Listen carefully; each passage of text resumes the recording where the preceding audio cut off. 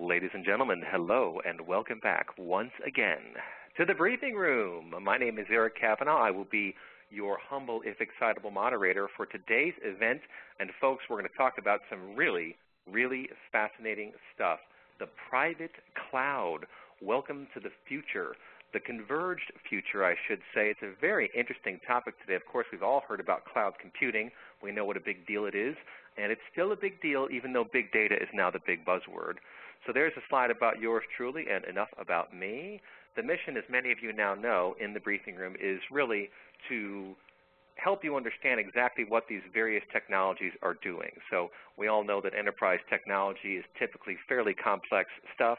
It's hard to understand unless you're an expert, and even if you are, it takes a while to really wrap your head around what specific technologies are doing, how they work, and how they can apply to your particular needs. And let's face it, that's the bottom line. Really, as far as the audience is concerned, you want to know what the stuff is and how can it help you. So what we do is we pair innovative vendors with independent analysts, and we have live analyst briefings. It's very different from just about anything else you'll see because the analyst and vendor do not coordinate before the show. And the reason is we really want to capture that magic of a conversation that occurs when vendors give briefings to analysts. I've actually seen it done many times before, and my partner, Robin Bloor, who's online but in the background today, he'll be asking some questions maybe later on. I watched him take a briefing from a vendor at a conference several years ago and was very impressed at how quickly he was able to get right down to the kernel of what was being discussed, of what the technology offered, and out of that conversation shook all kinds of really useful information. And I thought to myself, wow, how can we bottle this and reproduce it such that we can give our audiences this kind of really keen view into what's going on with enterprise technology? And there was born the briefing room. So we've done about 85 of these things now. You can find all the archives on InsideAnalysis.com. Look under the Webcast section under Briefing Room, and you can check out all those archives. We've had all the big guys, companies like IBM, SAP, Informatica, lots and lots of different companies, and they always have a good show. So November is Cloud Month. Well, cloud obviously is a big deal, folks. It's really fundamentally changing the way that vendors deliver functionality and that you as consumers receive and use functionality. Of course, cloud has been around for a long time now. It used to be called ASP. Remember that? Application Service Providers? Well, that morphed into SaaS, Software as a Service, but now you've got IaaS, PaaS, that's Infrastructure as a Service, Platform as a Service, and of course, all kinds of things are hosted in the cloud. Email, if you use Yahoo or Gmail or anyone like that, Google Docs, which I think is a fantastic innovation that Google has put forth. There are lots of things in the cloud, but more and more you're seeing a lot of heavy-duty type functionality in the cloud, stuff like even predictive analytics, for example, heavy-duty number crunching, traditional business intelligence, reporting, analysis, all that kind of fun stuff, and of course all the transactional stuff as well. Well, one of the concerns, of course, with cloud computing is that you're handing over your enterprise, your assets, your information assets to a third party. And look what has happened recently. Of course, we've heard of stories of Microsoft's cloud going down. We've heard about the Amazon EC2 crashing at some point. And obviously, that's not a very good thing to happen. And if your business depends on whatever is happening in the cloud, that's a real problem, and you really don't want that to happen. So now what you're starting to see is this whole concept of the private cloud. And I kept asking myself, okay, private cloud, public cloud, what exactly is the difference? Well, I'm very pleased to have these companies online today, Dell and Morphlabs, who have partnered to create something that just, let's face it, it just sounds cool. The product they'll talk about is called the mCloud Helix. I just love that name.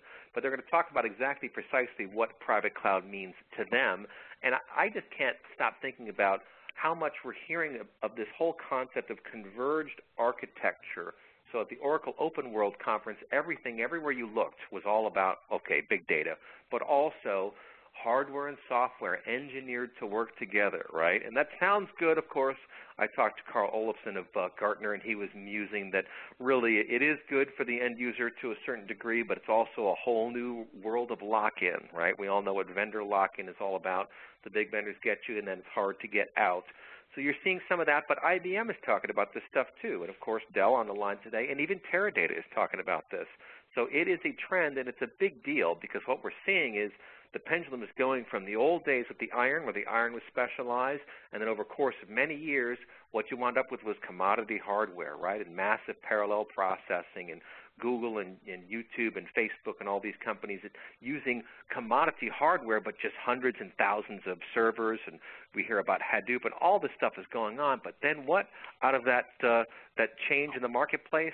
Here we go again with specialized hardware. So it's going to be very interesting to see what happens today. So analyst Shawn Rogers is online, calling in from the TDWI World Conference out there in Orlando. I hear he's going to be the speaker at a Solution Summit on Cloud BI next month for TDWI, so feel free to check that out. Morphlabs, here's just a slide about them with some overview information. And like I said, we're going to have a couple of presenters. We'll hear from Yoram Heller, and we'll also hear from Kamesh Pemmaraju. Yoram's from Morphlabs. Kamesh is from Dell. So with that, I'm going to push the first slide, and I believe I hand it off to Yoram first. So Yoram, I'm giving you the keys to the WebEx right now, and the floor is yours.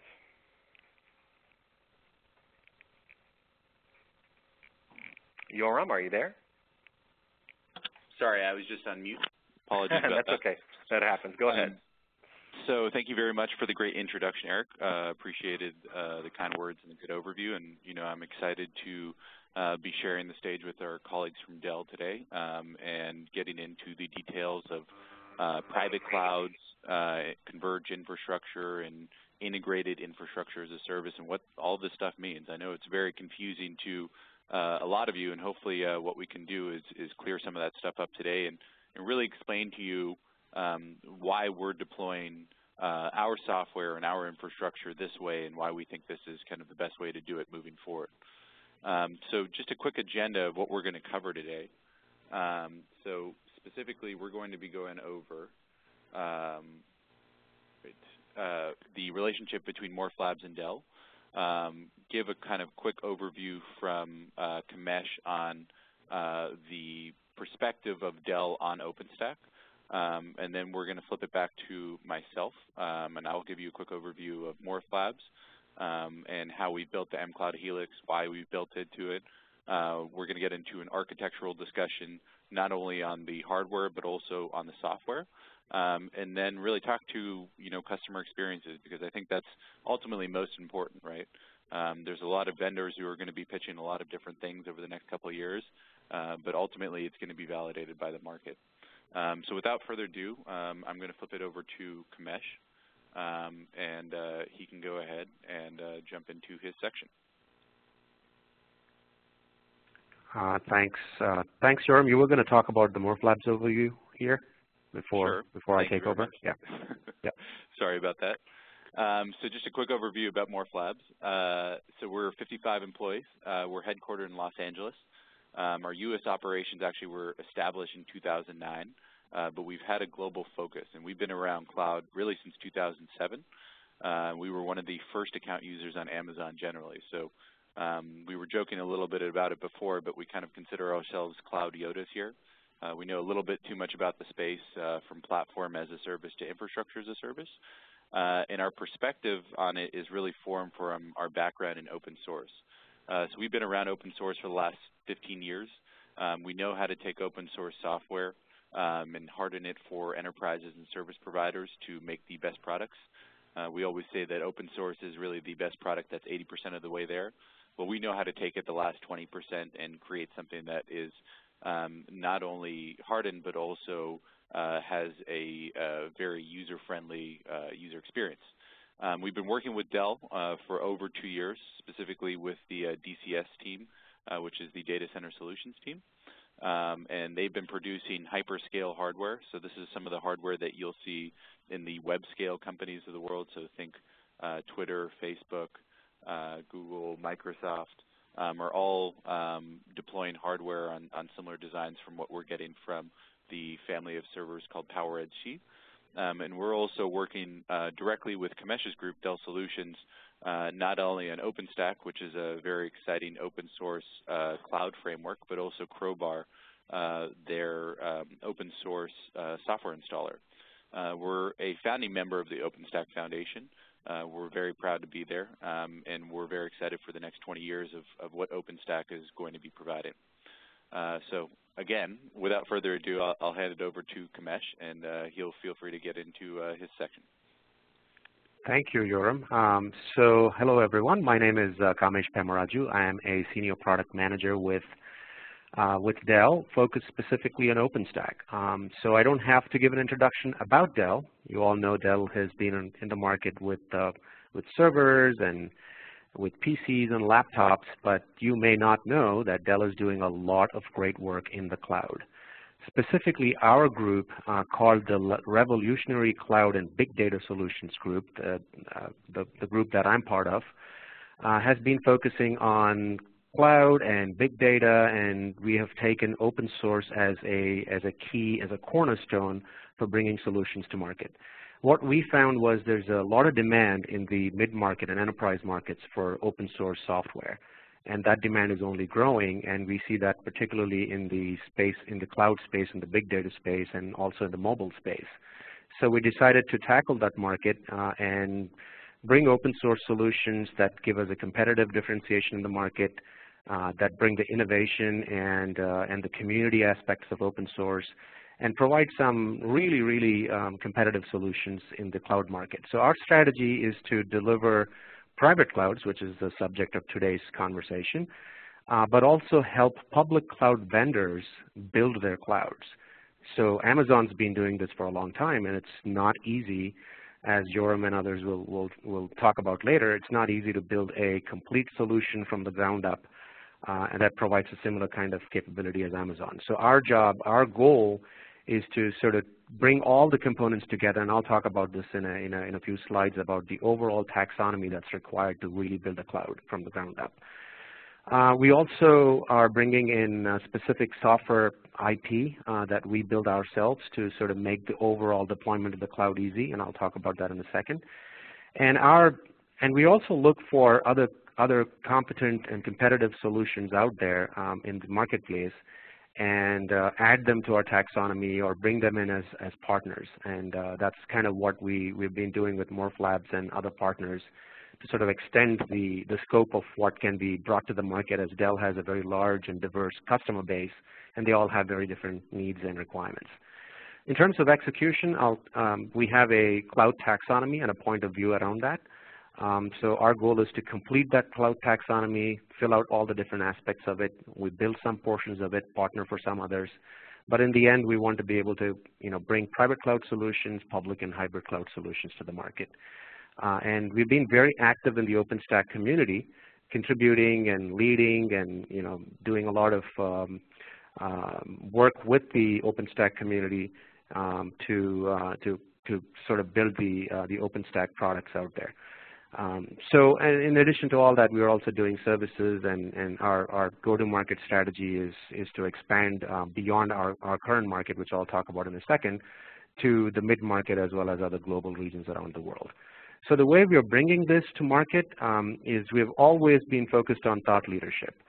So our specific group has been producing white papers, open source software, and sort of collaborating with customers right from the get-go. And we find this as a very interesting dynamic in the open source world in particular, where when we put something out there, customers already know about what it is. So when we get our first sales call, customers have already tried out our product in the open source form, and now they want to deploy it in a real world environment, and they want help with support and things like that. So that's how we've been engaging with customers, helping them along the way and collaborating with them to build what they need for their cloud solutions. So our goal is end-to-end, and I'll talk about the reference architecture, which sort of jives with what we're talking about today, about converged architectures.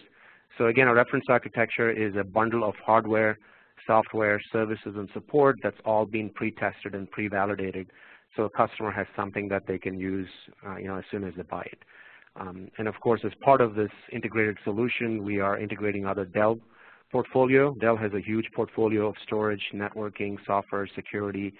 So we're looking at integrating many of those pieces and bringing a complete end-to-end solution to market. Our initial target market, when we came out with the first OpenStack solution, which is almost a year and a half ago, was the telcos and the hosters and the service providers in the US, and some selected markets in Asia, Pac, and Europe. And now with Morphlabs partnership and other partners, which I'll talk about shortly, is we're expanding to the mid-markets, the SMB market, and some global markets with some complementary partner solutions. So we have a couple of different partner programs, which I'll not get into here, but effectively boils down to two things. One is filling out our reference architecture where it makes sense and bringing in partners, and also working with partners that have a full-fledged solution that caters to a completely different market or focuses on a specific segment of the market. And that's what we've been doing. So just a quick overview of what we've been doing in the OpenStack market. We were the first OpenStack cloud solution provider. We've been working with OpenStack from the day of the inception. We are a gold member of the OpenStack Foundation, and we are very proud of that. We have 2 board members on the foundation. We have a very deep partnership ecosystem. We've been building this ecosystem over the last year and a half. We have a number of other partners besides Morphlabs. We have Mirantis, Canonical, and Stratus. And we are the company that have also created the software called Crowbar, which is basically a multi-node OpenStack provisioner. So imagine you have a whole bunch of raw servers show up on your doorstep. How do you go from that bare metal powering on those servers to a fully functional OpenStack cloud? And that's what Crowbar does. It brings all the pieces together and gets your cloud up and running from the ground up or from bare metal. So this is what I was referring to all along, the cloud taxonomy. It's not just enough to have OpenStack. It's not just enough to have the hardware, software, network. There are a whole series of other pieces you need in order to have a fully functional cloud.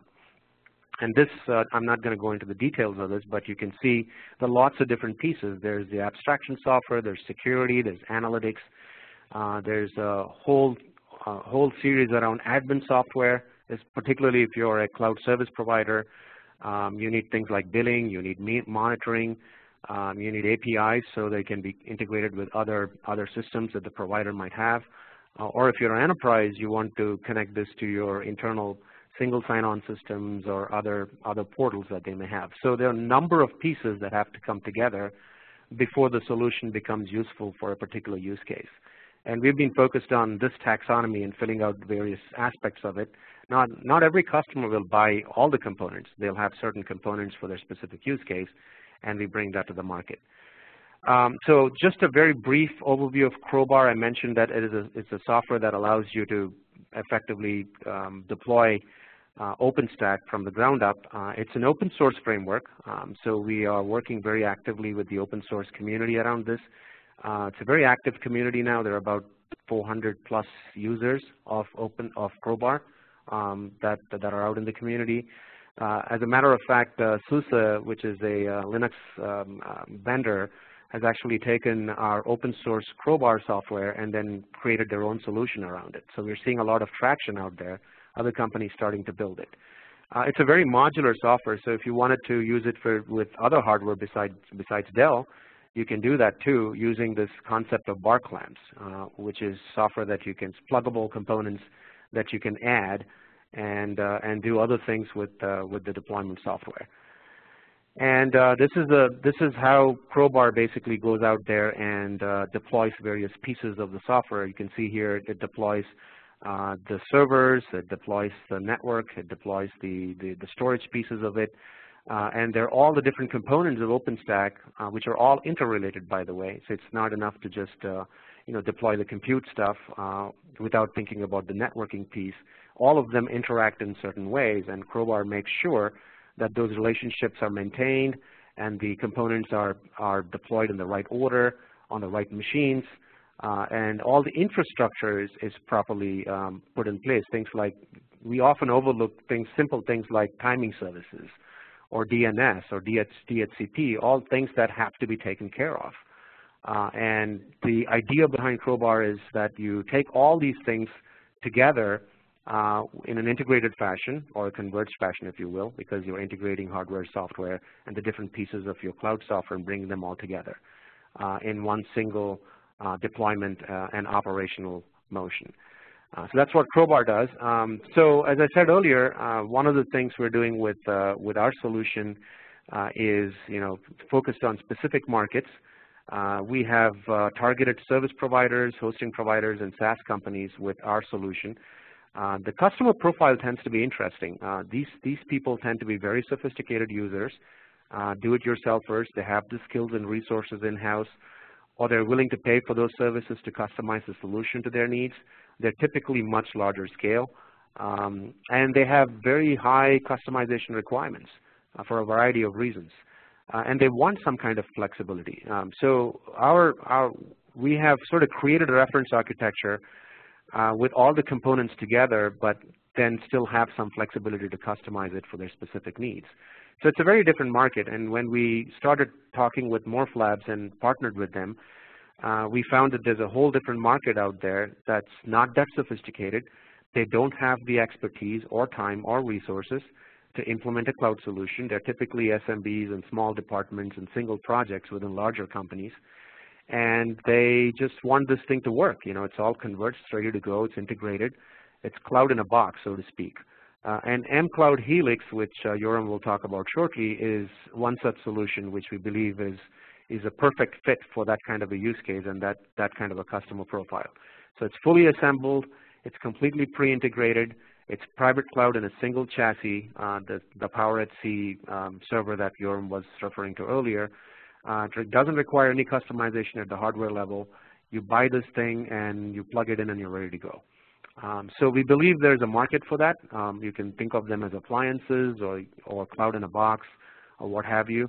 But there is a mainstream private cloud market that is ripe for this kind of a model for them. And there's always companies that want to do stuff that's very customized, like the hosting providers or service providers.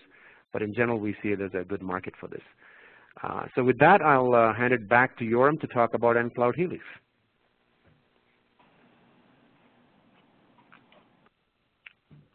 Thank you very much, Kamesh. So what we're going to be talking about today, I just wanted to get kind of right into it, is the mCloud Helix. So we've taken a Dell PowerEdge C6220. It's completely powered by SSDs, and it's our own architecture. And we've essentially collapsed an entire cloud, so compute and storage, all into a 2U box. What we try to focus on delivering is the best price performance. And the reason that I say it like that is those are two vectors that you have to take together, right? So you can have the best performance, but then you don't want to be paying through the nose. And you can also have the cheapest product, but if it's not competitive with what you're going to be getting from other public cloud services, then it's really not going to be enough of an incentive to use within the enterprise. And then we always aim to have the best power utilization. So one of the things that we're trying to socialize here internally is this idea of watts per vCPU, or an energy per virtual machine used. And so you're going to be seeing a lot from us around that, because we want to make sure that our data centers are operating efficiently, and ultimately OpEx ends up being one of the larger costs that you're going to see in a data center. So the product is all powered by OpenStack. We'll get into the software architecture in a second. It's 80 vCPU, all 100% powered by SSD, which means you get boot times in under 8 seconds for a Linux box and under 12 seconds for Windows, which is pretty damn fast. It has fully integrated 3 terabytes of ZFS storage, so this is block storage for iSCSI and NFS mounts, and it all runs on 10 gigs. And this is all available from Dell today at a $75,000 price point. So it's extremely competitive in the market today. So other solutions that you would see from VCE or NetApp or EMC or HP are going to be considerably more expensive. Not to mention that this is actually also competitive price on a monthly frame compared to what you'd be getting from a public cloud from Amazon. It's also important to note that this is all running dedicated, so there's guaranteed quality of service, so you really avoid the noisy neighbor problem, which is one of the reasons that private cloud is really increasing in importance as opposed to public cloud. So the reason that we came up with this, and one of the kind of focuses that we had, is we wanted to optimize ultimately on the Converged hardware. So I'll go into what we saw as kind of a problem beforehand. And what we've done, and I kind of talked a little bit about this before, is taken various open source components integrated them together, glued them and stitched them together, and really taken our expertise and focus on the usability there. And we have broad industry support, so we're based on the canonical Ubuntu OpenStack distribution, and there's full support from that integrated into our product, as well as full support from Nexenta, which is Open Solaris-based ZFS file system. And then our specific IP and where we really focus on is the user interface, where it's a workload-centric UI, and it's all being able to be driven by the API. So this is actually something that's pretty different from most of the OpenStack vendors that are out there, is we've actually built our own user interface and user experience where you can orchestrate everything. And ultimately, everything is tied together by us. So we have a service called mCloud Optimum, which provides 24/7 support for all of the hardware and all of the software, and pushes all the patches, all the software upgrades. So really, all you have to worry about is providing the ping power and the pipe, and we do everything else from there. So when we looked at the integrated platforms that were currently existing in the market, we saw several problems. So there was an extensive use of a SAN, and actually several layers of SAN, which provided a price per VM which is quite exorbitant. There was complex networks, which also had a specialized skill set to manage. So you needed to have a network administrator, storage administrator, compute administrator, which ultimately started to drive up IT costs considerably. And then they were all powered by dense blades. So these are where the VMs actually sat, and they had a fixed capacity, which meant it was extremely difficult to scale. So this was a very monolithic infrastructure. So when we built the mCloud Helix, we really tried to take this as a model of what we did not want to do. So in this typical architecture, there's actually two layers for the SAN. So you have a SAN for your persistent storage, as well as a SAN for your virtual machines. And the reason that people do that is for the density of IOPS that's available there. Now, what we wanted to do with our SSDs and our architecture is we actually replaced the SAN speed IOPS, and we put our SSDs right next to the compute, which allowed us to completely collapse a layer and get rid of an entire layer of storage. What we also did is we made the network extremely simple, and simplicity ultimately scales.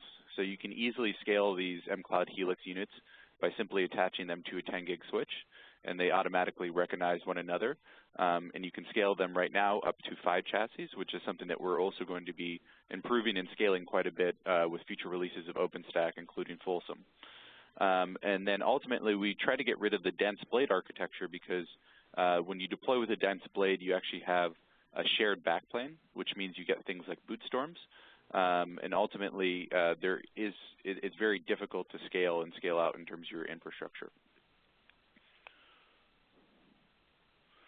When we looked at the open source side of it, we started with the OpenStack Ubuntu release, and we leveraged several different components of OpenStack. So we took scheduler, compute, which is codenamed Nova, network, which is codenamed Quantum, identity, which is codenamed Keystone, volume, which has just come out and is codenamed Cinder, and images, which is codenamed Glance.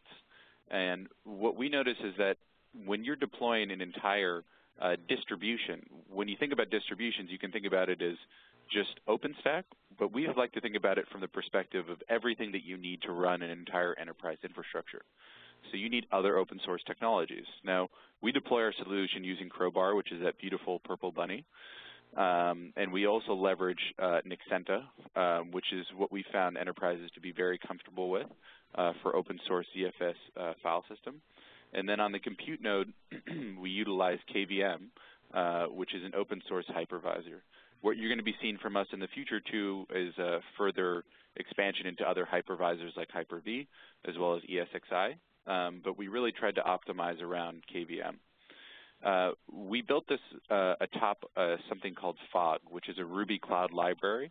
And what this allows us to do is build a UI that's stateless, our dashboard, but it also allows us to have connections to other clouds like Amazon and Rackspace. And ultimately, in terms of the question of vendor lock-in, it really provides our customers with quite a bit of flexibility because this is a standardized API, and it's an API that's made accessible to other clouds, which ultimately provides our customers with other backstops too. So we really want to focus on not locking in our customers. The reason that we've done this with Converged infrastructure is that in deploying our software for the last several years, we've seen that customers would run into the same issues consistently. And we found that pre-integrating our software onto hyperscale hardware from Dell really afforded us the opportunity to deliver an integrated experience like an iPhone. So ultimately, customers were going to be able to just plug and play and have a product that ultimately worked for what they needed. Our dashboard has several components, and we'll kind of talk to that in a second, but we do self-service orchestration, all of the compute and block storage, the user and resource management, software-defined networking, which is another very buzzworthy place, as well as all of the security. So we can do the firewall and IP management rules. And then, as I said before, this is all wrapped in a service called mCloud Optimum, which utilizes technologies like Puppet for configuration management and Xenos for our systems management. So we're doing 24/7 support on all the hardware and all of the software. We try to focus on a couple target workloads. So if you look at everything that's out there right now and you try to focus on too much and make your product too broad, then ultimately you end up losing focus and you don't deliver a product that matters for customers. So when we looked at enterprise dev and test, we wanted to have customers, we saw customers that had strong IP constraints, and they really needed to have infrastructure performance, which ultimately equaled developer productivity. So this we accelerated with SSDs, and they needed to get this rapid time to market. So when you're increasing developer agility, that's ultimately the best savings from cloud. We also saw our infrastructure really excel in HPC environments that had programmatic execution of queued workloads. This means using the API to drive your infrastructure. The high IOPS from our SSDs has really helped for 3D and image processing, and then also being able to connect across multiple volumes, so NFS or iSCSI. We've seen web-facing applications be a very big sector for us. So companies who have compliance requirements like healthcare, financial services, and media who can't go out to a public cloud, but still need to have the automation of DevOps and then the rapid scaling requirements. And then some of the customers that we've seen around the world have had really mid-scale server consolidation. So being able to move, a very large infrastructure into a smaller 2U box not only allows them to automate infrastructure easier, but it also allows them to reduce OpEx in a very powerful way. So just a couple quick screenshots, and we can move on to questions. And I'm happy to give a demo for anybody who wants to do this afterwards. But we have a full UI that measures all of the CPU, network, and block usage by the minute. You can select images from a standardized library. The VM sizes you can set yourself, as well as launch multiple VMs at a time. Every VM has its own defined security, so you can actually lock a key pair to the virtual machine. You have direct access to the virtual machine management tools, so you can soft and hard reboot, resize, directly get into the VNC console, or actually get into the logs yourself. So there's a lot of flexibility for the developer here. And that's ultimately what you want to do is really put the keys in the hands of the developers while still retaining control for the system administrators. You can take snapshots for your virtual machines and storage volumes. So this is done all integrated on the back end with Nexenta. So you can do this and also upload virtual machines from VMDK or any AMIs from Amazon. And this allows users to really focus on productivity by not repeating work that they would be needing to do with the instances and volumes. We do software-defined firewalls, so within TCP and IP, you can actually set up different port-to-port rules. And then we monitor all of the usage by the minute for not only specific users, but specific projects. And without further ado, I see there's a question here. So how many mCloud Helix chassis do you need for redundancy?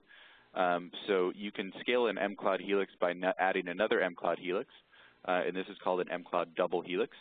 And this provides redundancy for specific components within the infrastructure. So you have replication for the storage nodes, as well as replication for the master node, which is essentially the software that's controlling everything.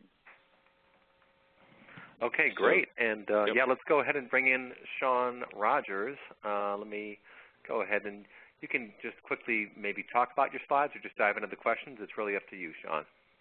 You know, I think I'll touch on a couple of the first slides, and Eric, and then I'll get into the Q&A real quick. So go ahead and give me control, and I'll pop in there. You know, I want to start here just for all the folks that are in the audience. You know, I think that one of the reasons this type of technology is so gosh darn interesting, and I agree with Eric's enthusiasm up front.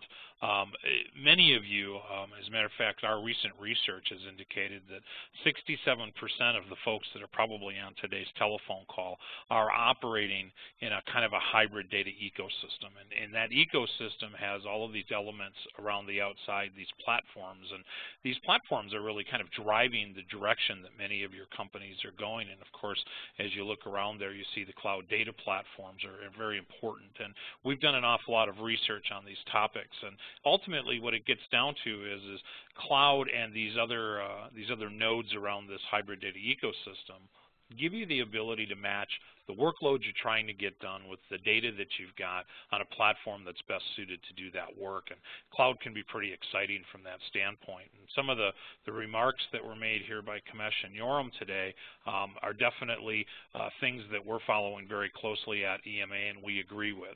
Private cloud is very popular right now. Public and hybrid follow closely thereafter. But this ability to have a system that's operated solely for an organization is really key. And we've done quite a bit of research to see how people are adopting this type of technology in the cloud, and private cloud is winning out from our research. So where Dell and where Morphlabs are going, the market is actually coming to them. And so for those of you who are out there thinking about this type of implementation, you know, our research shows that your peers are headed in this direction.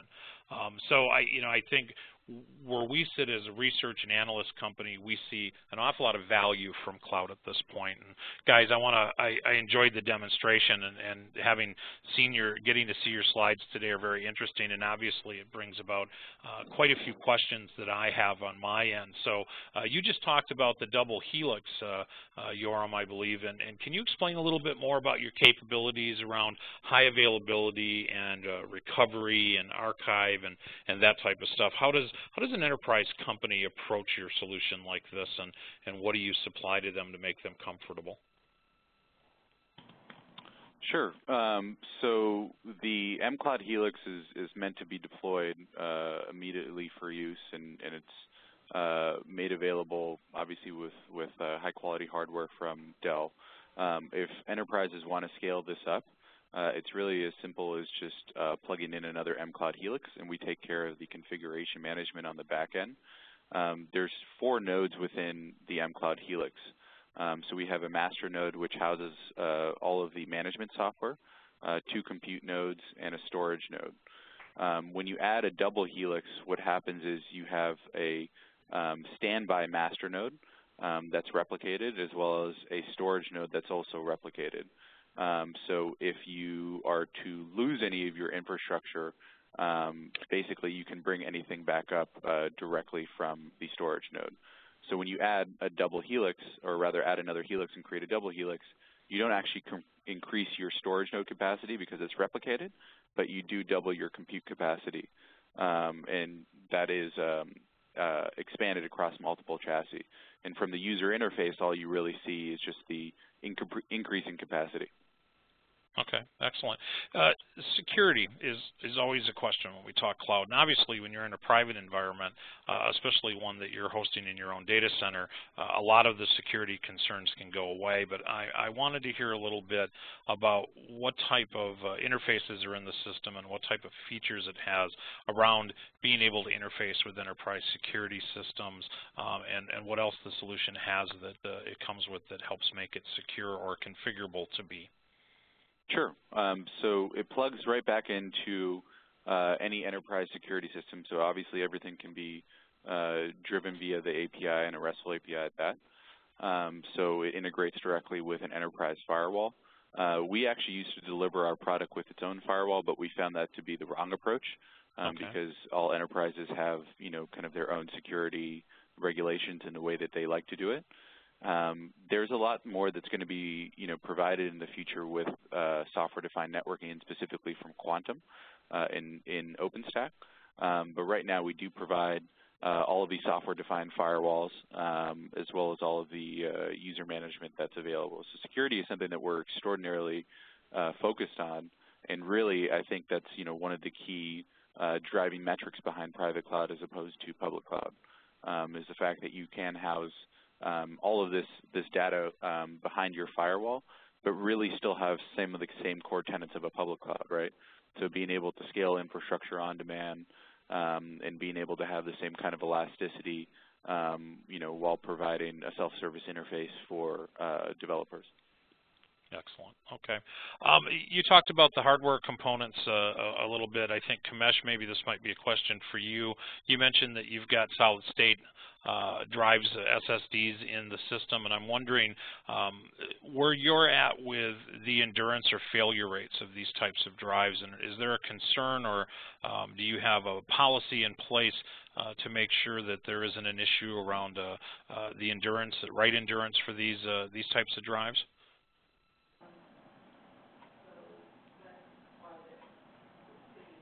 Kamesh, are you on mute maybe?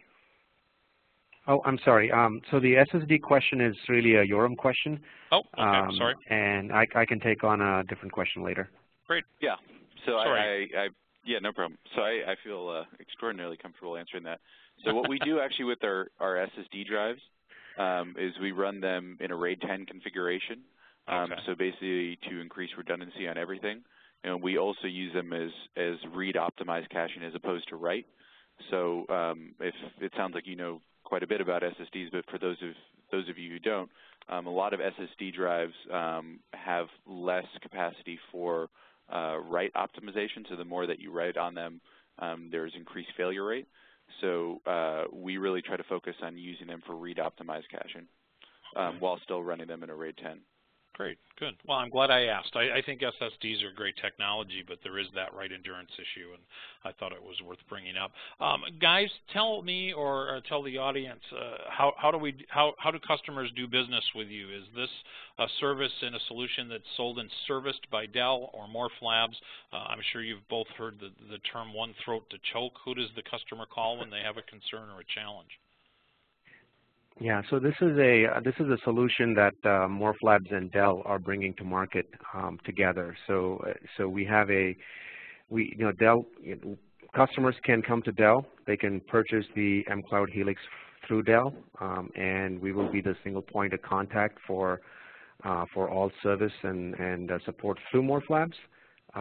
So that way, the hardware, software, and the services all bundled into a single solution.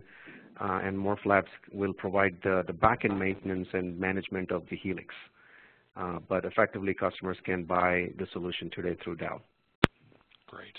So, guys, one of the things that cloud brings to an IT department is less maintenance and oftentimes less hands-on. Upgrades and patches are usually done seamlessly by the facility that hosts the cloud solution, whether it's infrastructure as a service or platform as a service. How do you handle this for your customers, and how are things upgraded and changed along the path of your service arc with them? So yeah, so I'll go ahead and take this. So we actually wrap configuration management in there with Puppet, as well as NOS. So we're monitoring every solution that's out there 24/7, all of the hardware and software. So we're able to push out any kind of updates or patches directly from our facility. And that's one of the things that we have a lot of experience doing, and it's one of the services that we're really proud to provide. And we know how to leverage configuration management and automation software to really ensure the reliability and scalability of these environments. I can't stress this enough. It looks pretty easy when I put up all the technologies that we're using on the slide, but it's very difficult to go out there and stitch all of these things together and to utilize software to ensure the reliability of these clouds and of this infrastructure. And what we wanted to do was make it extraordinarily simple. So we use open components, and we don't want to deliver a lot of proprietary software to our customers because ultimately it's not helpful to anybody. And at the same respect, we want to make sure that we're obfuscating a lot of the complexity away from them. Well, that obviously makes good sense, and it's certainly along that value chain that we expect and that we generally see in cloud solutions. Another question for me is that, right now you're offering this as sort of a cloud in the box, and you drop it off, and I can plug it in easily into my data center and have this solution up and running in a pretty quick format of time. What are you going to do when customers start asking you to host it? Is this an alternative that you see down the road for private cloud, but not on-premise, off-premises? Yes. So let me quickly answer that before, and Yoram can add color to that. So we do have a customer, actually, which is called Media Temple, a small and medium-sized hosting company, which is using this mCloud Helix exactly in that configuration. So they are using mCloud Helix to provide services or infrastructure as a service to their customers in a privately deployed hosted environment. So yes, I mean, that's absolutely a use case, and we're seeing more of that too as we go forward here. Yeah, I would expect that you're going to get a request for both sides of it. Which one do you expect that's going to be more popular in the long run? Is it going to be the on-premises version or the hosted? I think both. We are seeing in the SMB space a lot of activity around people wanting to consolidate their servers and create their own private cloud within their premise behind their firewall.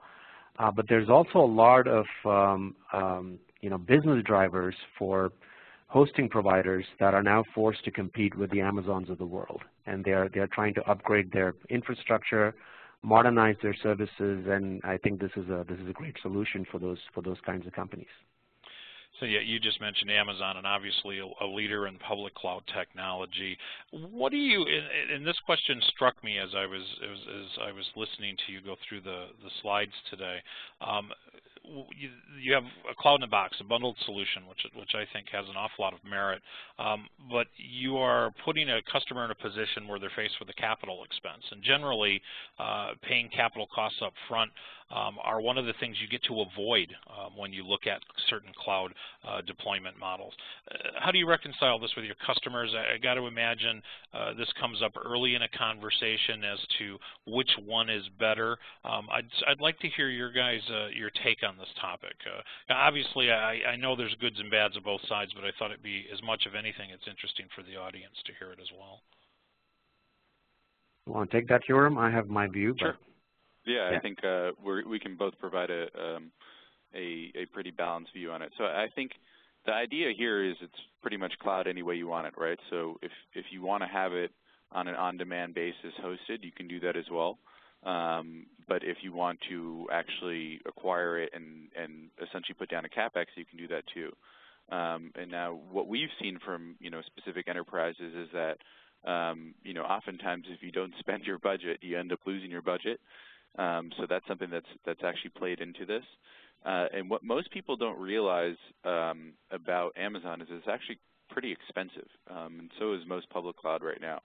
And what we're trying to deliver is a baseline dedicated cloud infrastructure that delivers you the same kind of agility with considerably more performance. So the amount of IOPS that you're going to get is quite a bit more.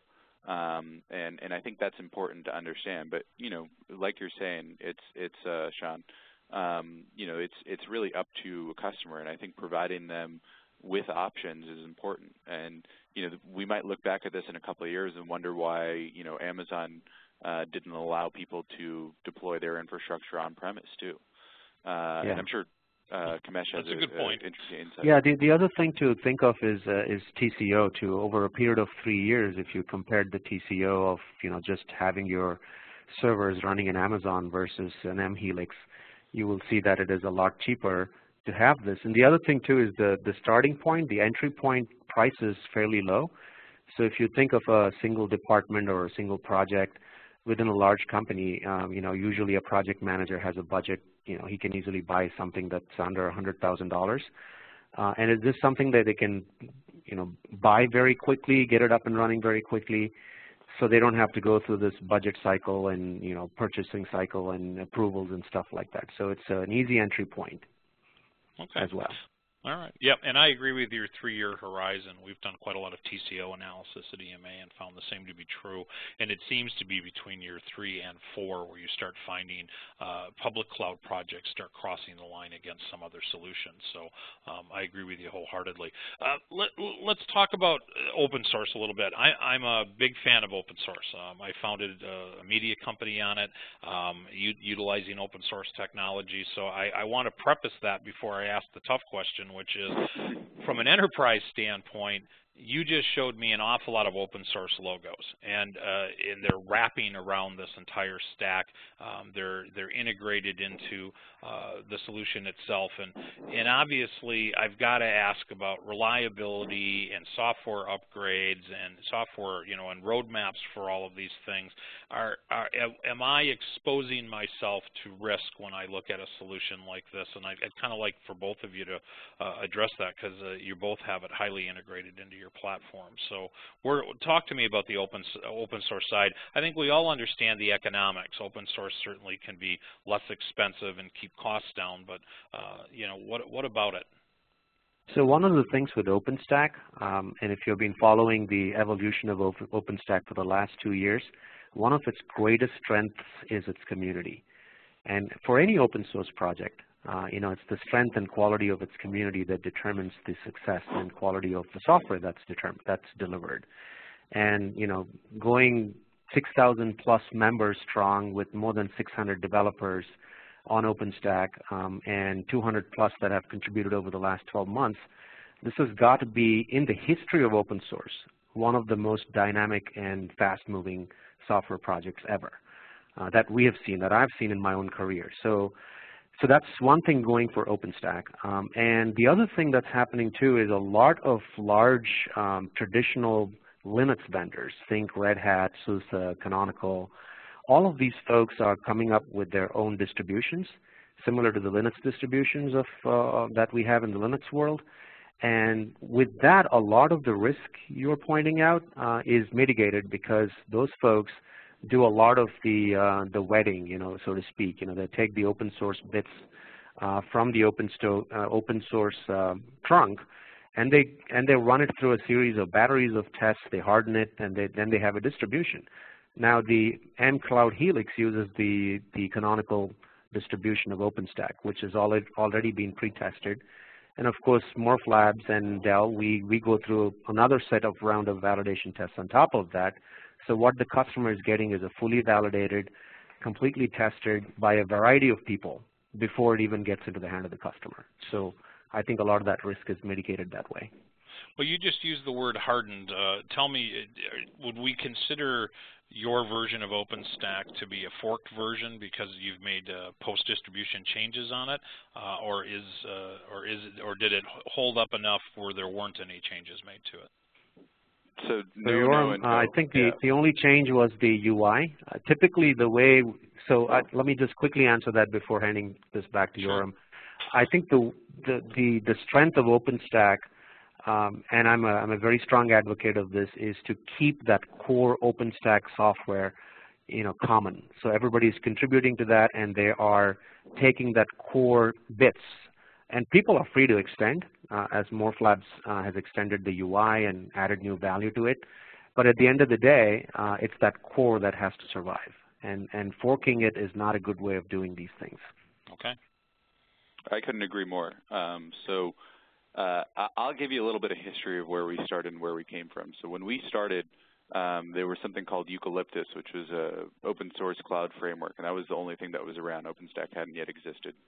And Eucalyptus took an open core approach, where essentially they offered the open source software, and you had to commit the code back to them, and you'd have to see if they had allowed it, but they then also had their own enterprise product. And with a much larger company than us, a much larger company than us, based in Japan, we tried to commit code back to it to make it enterprise ready and to make it really scalable and hardened, and they wouldn't take it. And so effectively what we had to do is we were on our own fork of Eucalyptus, which is just not a great way to build the business long term, because then you're focusing your time on the core bits and not really on the business differentiating aspects of your platform. So when OpenStack came out a couple of years ago, the promise of it was really the way I look at OpenStack is almost as a fork of Eucalyptus. So a lot of people had that same kind of experience, and what everyone wanted was a real open source framework that we could use as an integrated base. That is the promise and what I think is being delivered on top of it.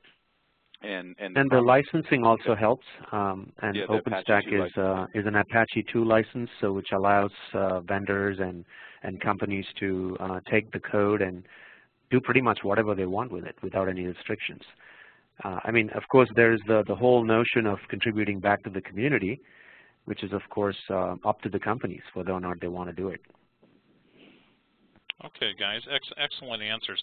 Eric, I've got other questions, but I know you always like to go out to the audience, and I know Robin is here today. He might have some comments, so I'll give it back to you in case there's some things we'd like to do before we lose all of our time.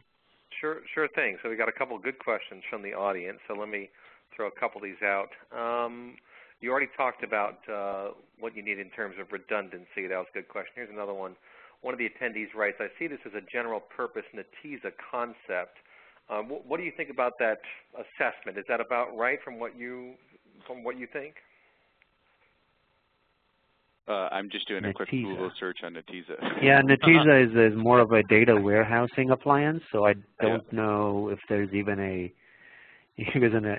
relationship with this. This is more of an infrastructure as a service type of appliance, as opposed to a data warehousing appliance. I'm definitely familiar with the Netezza solution, and no, they definitely don't align here. I think what you've got here at its core is a private cloud solution that's bundled, and I think the only thing it has in common with Netezza is the bundling of a software hardware type solution. Correct. But beyond that, the cloud part and the infrastructure as a service that they're delivering really differentiates it from a Netezza or other analytic or data warehousing appliance.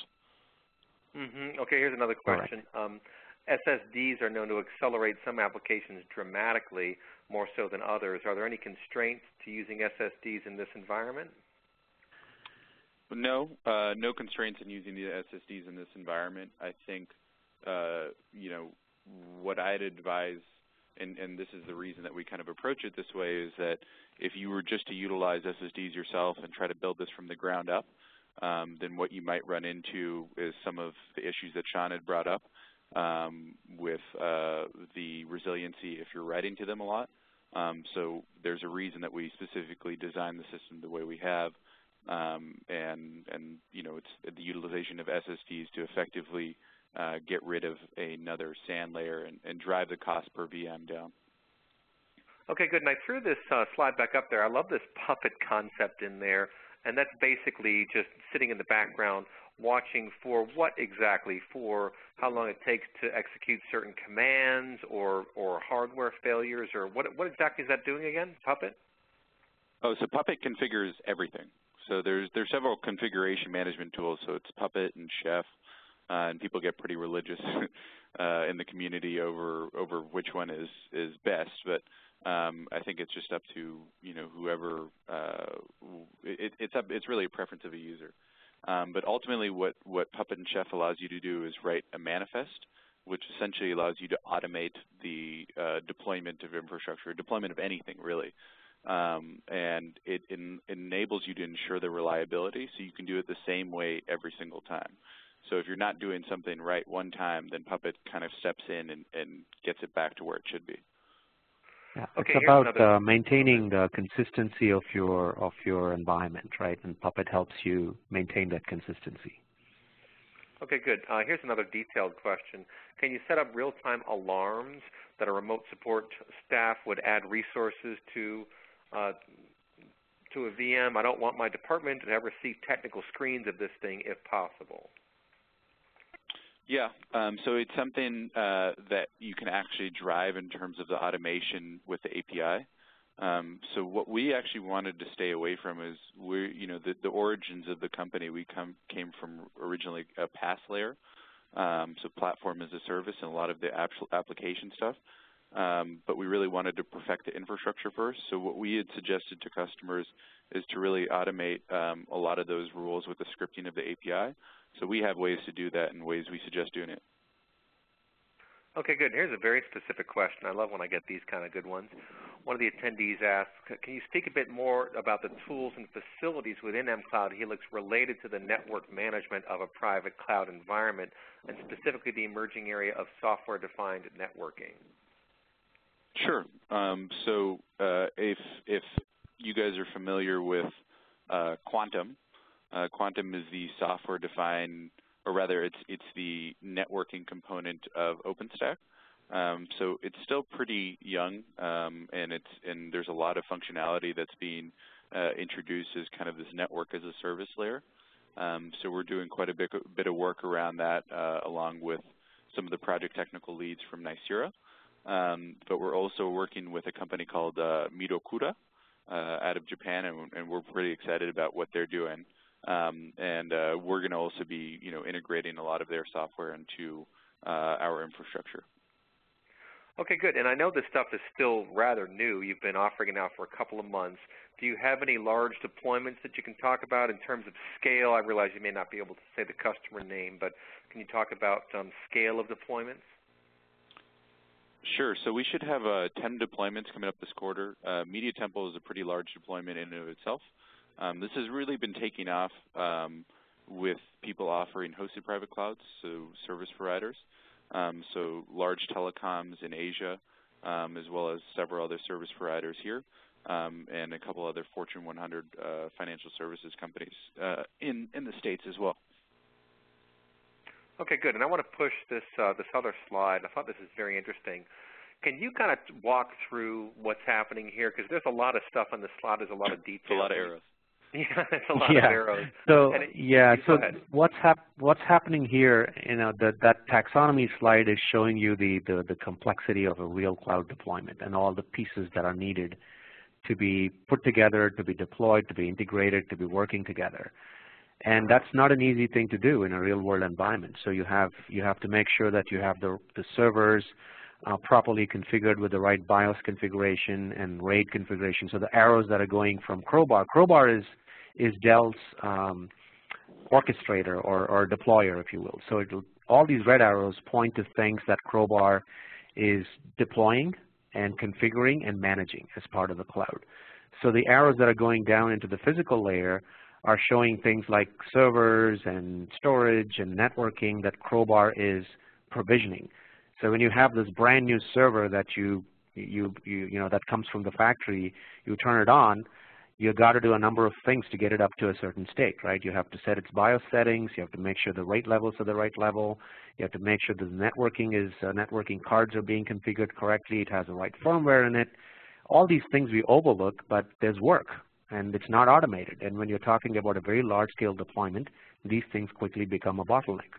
And what Crowbar is doing here is automating all those little things that have to be done at different parts of this diagram. So the physical layer, things like, and all the things you see up here, the operating system deployment, the various pieces of OpenStack that has to be deployed, all of those things are taken care of by Crowbar from the ground up. So that's why we call it a cloud unboxer. That's the name we give it, right? So, and it's also an orchestration engine. So it not only does it deploy things, but it also monitors. It's got Nagios and Ganglia, which are the monitoring software that's part of the solution that we have. But it does all of those things. And mCloud Helix also uses Crowbar for some of the physical bare metal configuration as well. Okay, good. Just a couple more, and we'll wrap up here. We always like to get to these questions if we can. Does this make sense? Is there any intention to produce, since we hear all about big data these days, is there a big data configuration to complement what you guys have? Yeah, I can speak to that. Yoram, you can go ahead and talk about what's coming, and we also have some things we do in that space. Why don't you go ahead, because I know that Dell has their specific Cloud Era focused products. Yeah, so we, as I said earlier when I started off my piece of the presentation, our group focuses not only on OpenStack, clouds and private clouds, but we also have a big data business unit, and we use Cloudera and Hadoop to basically bring big data solutions to market. And we are increasingly hearing from our customers that they want to deploy big data and Hadoop solutions on top of OpenStack, which is a kind of an interesting workload for us, and we're looking at ways of enabling that going forward. And by the way, this Crowbar thing that you see on this slide is also today used to deploy Hadoop clusters. So it's not really tied to OpenStack or anything like that. It can deploy pretty much anything, and it deploys Hadoop clusters, but not on OpenStack today, but on bare metal servers. So we're looking at, as customers are asking more about it, we want to go out there and see if we can combine those two together sometime in the future. Okay, good. Well, folks, thank you so much. A big thank you to Shawn Rogers calling in from the road out there at a conference. I know it's always a bit discombobulating to do a webcast from a hotel room somewhere, but big thank you to him. Big thank you to our friends from Dell and Morphlabs. This is really very, very interesting stuff. And folks, we do archive all these webcasts. You can always go to insideanalysis.com, look under Webcast, under Briefing Room and Recent Episodes. They're all right there. You can share them with your colleagues, pass them around, and we also link to the slides there. So check it out, and feel free to send us any questions. If you feel any question you had was not answered, feel free to let us know. You can always email yours truly. You should have my email. And with that, we will bid you farewell. But thanks again for your time and attention, folks. We really appreciate it. Take care. Bye-bye.